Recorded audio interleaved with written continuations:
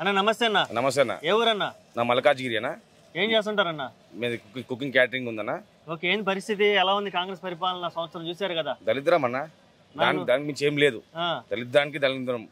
వాళ్ళు పని చెయ్యరు, చేసే ఎమ్మెల్యేలను గెలిచిన వాళ్ళని పని చేయనియరు.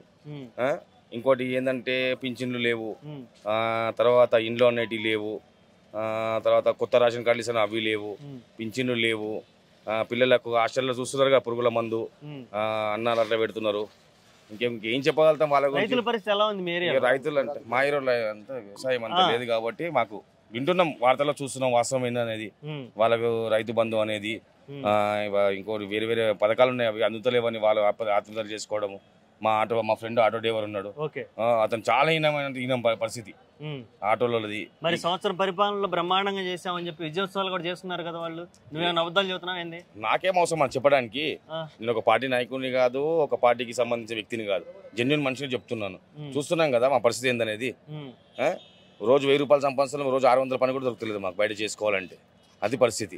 ఇప్పటివరకు పెట్టిన పథకాలు ఎలా అనిపించాయి? అంటే ఫ్రీ బస్ కానీ. అవును, ఏదైనా లబ్ధి పొంది తెలుస్తుంది కదా మాకు. లబ్ధి పొందలేదు ఇంతవరకు. మేము లబ్ధి పొందితే మాకు తెలుస్తుంది, లబ్ధే పొందలేదు మేము. లబ్ధి పొందితే దాని గురించి ఏదని తెలిసేది. లబ్ధి లేదు, పొందలేదు, ఏం పొందలేదు. మా దారికి వస్తాయి కదా పథకాలు అనేవి తెలుసుకోవడానికి. మల్కాజ్గిరి కాన్స్టిట్యూన్సీలో ఇంకా నిద్రపోతూనే ఉంది కాంగ్రెస్ ప్రభుత్వం. 1 ఇయర్ నుంచి మెలుకోలేదు, ఇంకొచ్చిన 1 ఇయర్ నుంచి.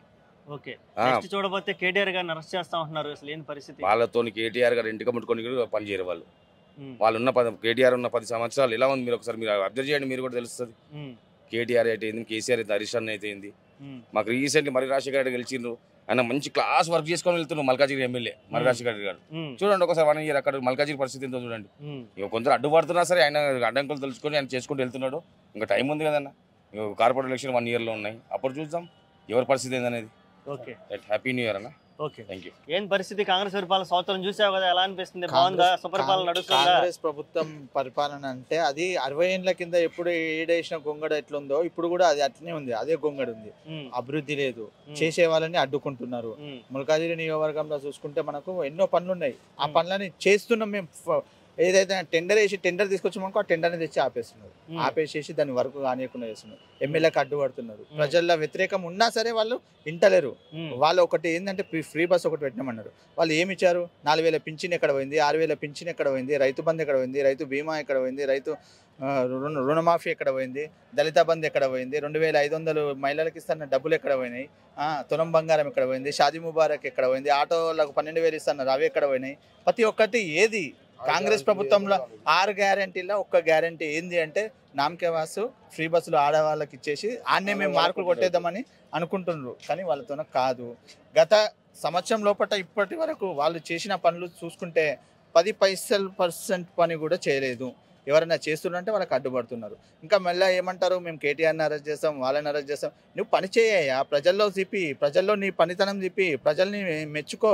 6 గ్యారెంటీలు మర్చిపోవాలని చెప్పి కేటీఆర్ని అరెస్ట్ చేస్తాం, ఇంకోటి అరెస్ట్ చేస్తాం, ఇంకో పథకం ఆపేస్తాం అన్నట్టు విధానాల్లో ఉన్నారు కాంగ్రెస్ ప్రభుత్వం. కాంగ్రెస్ ప్రభుత్వం అనేది ఫెయిల్యూర్ అయిపోయింది, మొత్తం ఫెయిల్యూర్ అయింది.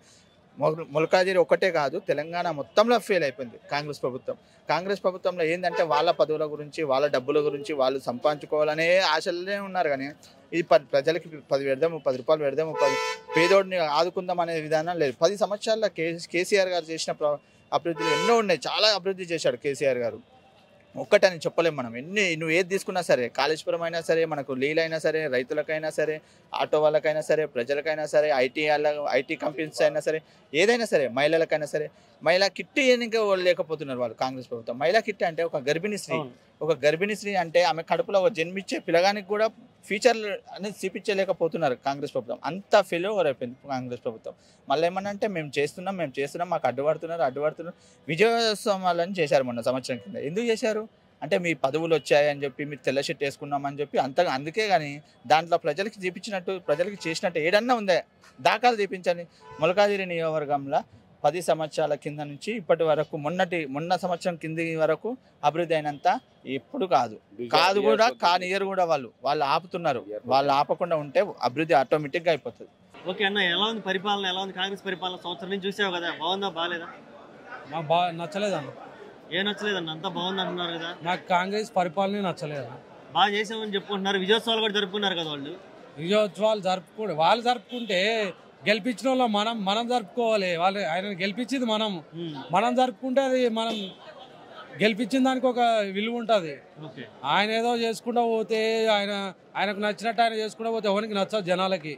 ఇప్పటివరకు పెట్టిన పథకాలు ఎలా అనిపించాయి? ఫ్రీ బస్సు కానీ వాటి గురించి? ఫ్రీ బస్సు పెట్టుడు అది వేస్ట్.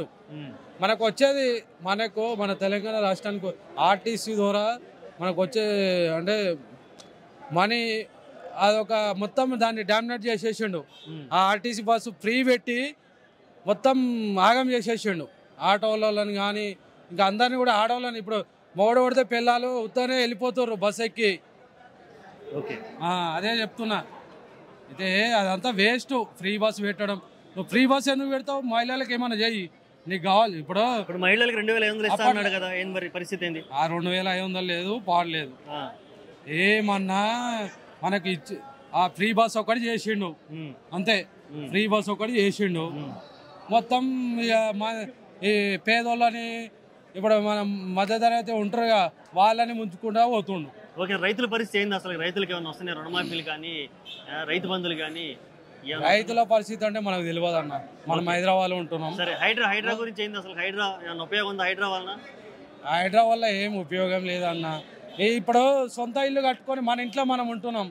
పోయి డబుల్ బెడ్రూమ్లలో ఉండంటే వానికి ఏం సరిపోతుంది ఇల్లు? అవునే కదా, ఏం సరిపోదు. అది ఇవన్నీ పిచ్చిపుక్ పనులు అన్న. ఆయన చేసేదో చేయమను. పేదోళ్ళకి ఏమో న్యాయం చేస్తాడా? ఇల్లులు ఇస్తాడా? పేదోళ్ళకి ఏమన్నా ఇస్తాడా? అది చేయమని. కానీ ఇవన్నీ నువ్వు డీజిల్ ఆటోలు బంద్ చేయి, మూసీల కాడ ఉన్న ఇల్లులు కూలగొడతాం అన్నీ పిచ్చిపుక్ పనులు ఇవన్నీ. రేవంత్ రెడ్డి గారు కేటీఆర్ గారిని అరెస్ట్ చేస్తా ఉంటున్నారు కదా, దాని మీద అభిప్రాయం ఏంటి? కేటీఆర్ గారిని అరెస్ట్ చేస్తే ఊకుంటారా? ఎవరు ఊకోరు. వాళ్ళ నాన్న తెలంగాణ తెచ్చిండు. వాళ్ళ కొడుకుని అరెస్ట్ చేస్తే ఊకుంటామా? అందరం దిగుతాం, మేమందరం దిగుతాం. ఊకోరు, ఎవరు ఊకోరు. ఓకే అండి, థ్యాంక్ యూ. కాంగ్రెస్ పరిపాలన సంవత్సరం నుంచి చూస్తున్నావు కదన్నా, ఎలా అనిపించింది? మన 50 ఏళ్ళ పరిపాలన ఎంత వెనక్కైతే పోయిందో మళ్ళీ ఈ 1 ఇయర్లో అదే 50 ఏళ్ళ పాలన వెనక్కి పోయింది. ఖచ్చితంగా చెప్పగలుగుతాం. అబద్ధాలు చెబుతున్నావు అంటున్నారన్న జనాలందరూ. ఎందుకంటే వాళ్ళు ఏమో బ్రహ్మాండం చేసామంటున్నారు, నువ్వేమో సంవత్సరానికి వెనకబడిపోయామంటున్నావు. మరి ఏం నమ్మాలి అసలుకి?